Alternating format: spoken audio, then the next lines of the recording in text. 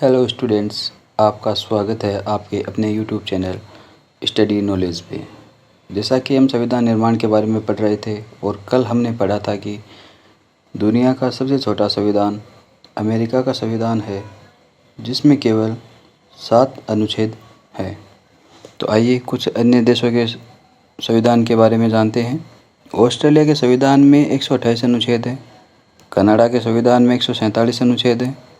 चीन के संविधान में 138 अनुच्छेद है, जबकि दक्षिणी अफ्रीका के संविधान में 253 अनुच्छेद है।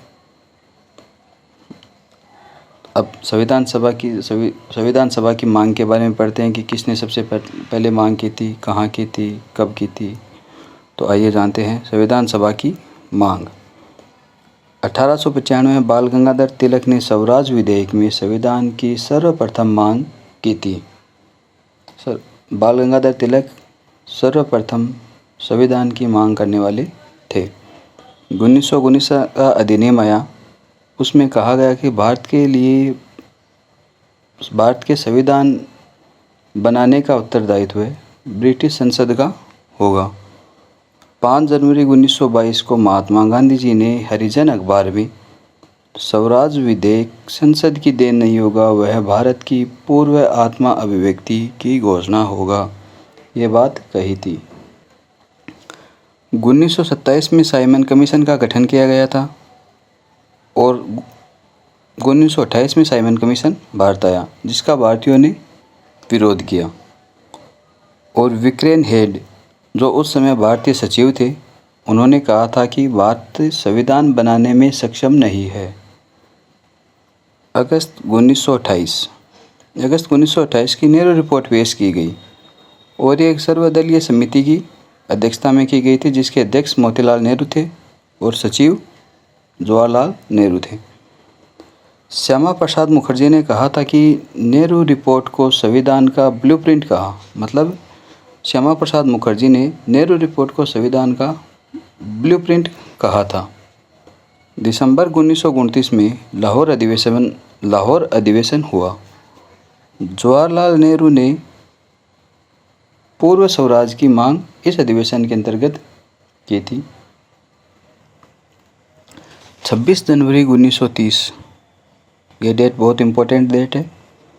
इस दिन को रावी नदी के किनारे, जो कि लाहौर में है, लाहौर की बात कर रहे हैं यहाँ पे, कि रावी नदी के किनारे पहली बार तिरंगा फहराया गया और पहला स्वतंत्रता दिवस मनाया गया। जैसा कि आज देखते हैं कि 26 जनवरी को ही हम गणतंत्र दिवस मनाते हैं, तो इसी वजह से मनाते हैं। इस डेट का बहुत महत्व था, क्योंकि 26 जनवरी 1930 को पहली बार यहाँ पे तिरंगा फहरा के और स्वतंत्रता दिवस मनाया गया था। 1934 ईस्वी में मानवेंद्र नाथ रॉय ने सर्वप्रथम संविधान सभा की मांग की थी। ध्यान रहे, पहले वो बाल गंगाधर तिलक ने संविधान की मांग की थी और मानवेंद्र नाथ रॉय ने संविधान सभा की मांग की है। इसी कारण इनको संविधान सभा के जनक के रूप में जाना जाता है। और भारतीय कम्युनिस्ट पार्टी के संस्थापक भी एम.एन. रॉय है। जुलाई 1945 को इंग्लैंड में नई सरकार बनी। उस समय जो नई सरकार बनी थी, उसके पीएम एटली बने, जो कि लेबर पार्टी की सरकार के मुख्य थे। ठीक है। कैबिनेट मिशन की स्थापना, फिर एटली ने कैबिनेट मिशन की स्थापना दोबारा की और 19 फरवरी 1946 को लंदन में एटली द्वारा ही कैबिनेट मिशन की दोबारा स्थापना की गई थी। जो दोबारा कैबिनेट मिशन की स्थापना की गई थी, वो मिशन भारत आया 24 मार्च 1946 को और इसने अपनी रिपोर्ट 16 मई 1946 को पेश की। और इसके 3 सदस्य प्रमुख थे। पहला था पैट्रिक लॉरेंस, जो इसके अध्यक्ष एवं भारतीय सचिव एवं मंत्री थे। दूसरा इसका सदस्य था स्टेफर्ड क्रिप्स, व्यापार मंडल के अध्यक्ष थे। और एवी अलेक्जेंडर, जो कि नौसेना मंत्री थे, उस टाइम के नौसेना मंत्री थे। इस समिति ने सिफारिश की थी कि 10 लाख की जनसंख्या पर एक सदस्य चुना जाए। मतलब जो चुनाव हो वो 10 लाख की जनसंख्या पर एक सदस्य चुना जाए। और देशी रियासतों से जो सदस्य है वो मनोनीत होंगे। मतलब देशी रियासतों के सदस्य वो मनोनीत होंगे। तो ऐसा करके पूरे भारत में 389 सदस्य बने, जो कि उनका अलग अलग विभाजन किया गया। तो उनको 3 श्रेणी में बांटा गया। पहली श्रेणी थे ब्रिटिश प्रांत के, जिसमें 11 ब्रिटिश प्रांत थे और उसके 292 सदस्य थे। दूसरा था देशी रियासत। उस समय भारत में 565 देशी रियासतें थी, 565 देशी रियासतें थी, जिसमें 93 सदस्य थे। तीसरा भाग था चीफ कमिश्नर क्षेत्र। तो उस समय भारत में 4 चीफ कमिश्नर क्षेत्र थे और उनसे एक एक करके 4 सदस्य आए थे। पहला चीफ कमिश्नर क्षेत्र था अजमेर मेरवाड़ा, दूसरा था बलूचिस्तान जो अभी पाकिस्तान में, तीसरा था कुर्ग और चौथा था दिल्ली। तो मतदान, उस समय जो मतदान हुआ था, तो उस मतदान में किसने भाग लिया था? तो उसमें मतदान में 11 प्रांतों के विधानसभा और विधान परिषदों के सदस्य आए थे। तो इस समय जो पाकिस्तान की मांग की गई थी कि हमें अलग देश चाहिए, पाकिस्तान बनाना है, तो पाकिस्तान की मांग को इस मिशन ने अस्वीकार कर दिया था कि आप पाकिस्तान नहीं बना सकते। ऐसा करके पाकिस्तान की मांग को खारिज कर दिया। जुलाई और अगस्त, मतलब 2 महीने में मिला के जुलाई अगस्त 1946 में संविधान सभा के चुनाव करवाए गए थे। तो इस समय जो संविधान सभा के जो चुनाव करवाए गए थे, तो वो थे 296 सीट, मतलब 292 देशी रियासतों से, 4 चीफ कमिश्नर क्षेत्र से टोटल सीटें हुई 296 सीटें।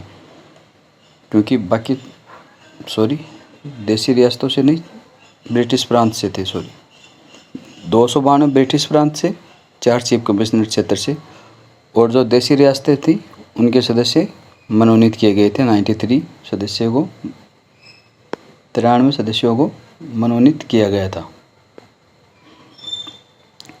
तो उस चुनाव में कुल 9 राजनीतिक दलों ने भाग लिया था।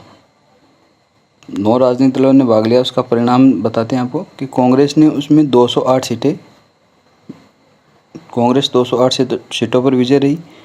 मुस्लिम लीग 93 सीटों पे, निर्दलीय 8 पे, और अन्य जो दल बच गए थे इन 2 दलों के अलावा, उन्होंने 7 सीटें प्राप्त की। जैसा कि आपने जाना कि 296 सीटों पे चुनाव हुआ था, तो उसमें टोटल महिलाएं 15 विजय रही। 15 महिलाएं थीं इस चुनाव में जिन्होंने जीत प्राप्त की। नोट दूसरा लिखिए, आप जानिए कि महात्मा गांधी और मोहम्मद अली जिन्ना, इन दोनों लोगों ने ही चुनाव में भाग नहीं लिया था।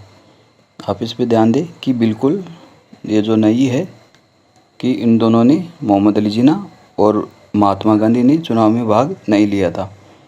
और जयप्रकाश नारायण व तेज बहादुर सप्रू, ये 2 ऐसे कैंडिडेट थे जिन्होंने त्यागपत्र दिया था। अंतरिम सरकार, जो अंतिम रूप से जो सरकार बनी थी, उसका गठन किया गया था 24 अगस्त 1946 को। उसमें सदस्य, अंतरिम सरकार के सदस्य थे 12, और शपथ 2 सितंबर 1946 को ली गई थी। और इसका पुनर्गठन किया गया था 26 अक्टूबर 1946 को। पुनर्गठन इसलिए किया गया था कि जो पाकिस्तान की जो मांग कर रहे थे, जो मुस्लिम लीग के सदस्य थे, उन्होंने इसमें भाग नहीं लिया। तो इसमें भाग नहीं लिया, इस कारण फिर उनकी मांग को भी खारिज कर दिया गया।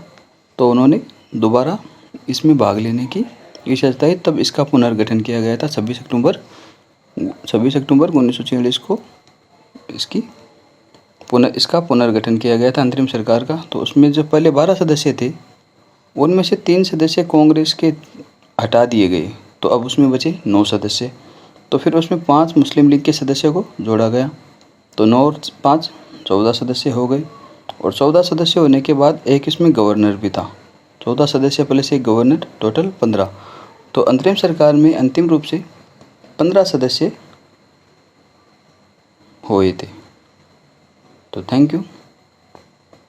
आई होप आपको ये क्लास पसंद आई होगी। तो इस चैनल को लाइक, शेयर एंड सब्सक्राइब कीजिए। Thank you so much.